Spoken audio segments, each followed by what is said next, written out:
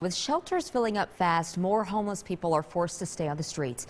41 Action News reporter Sarah Blake got a unique access to one of the homeless camps here in the metro. As she found out, some people would rather risk sleeping in the streets than seek help at a shelter.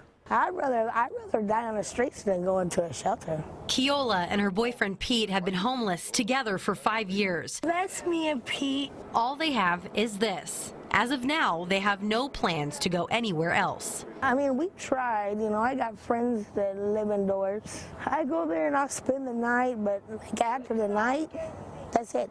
They're pretty self-sufficient. Jim Schmidt, an advocate for the homeless, took us to see their camp. She didn't want to see home. Jim says it's not unusual for people to avoid shelters. You got to remember, a homeless person is waking up the next morning in a camp somewhere or something like that, and now they have to make it through that day. And before you know it, the sun's setting and they got to do it again. But Keola seems to be content where she's at. It makes a difference when you have somebody that can help you.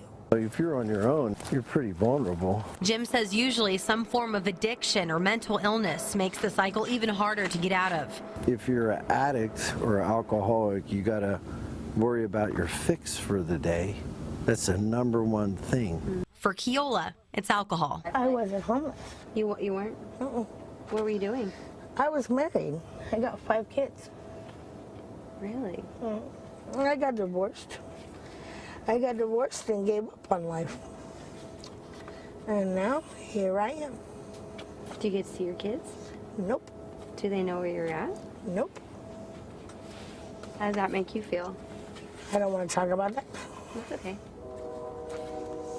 And that is a very, very sore subject.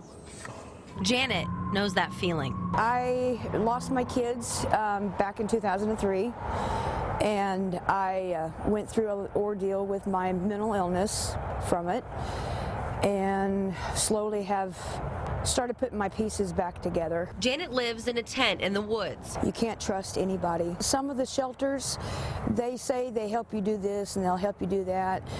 And basically you go in there and you ask them for the help that they say they're going to give you, and a lot of it is, okay, we can't help you there. The way that they think anymore is broken.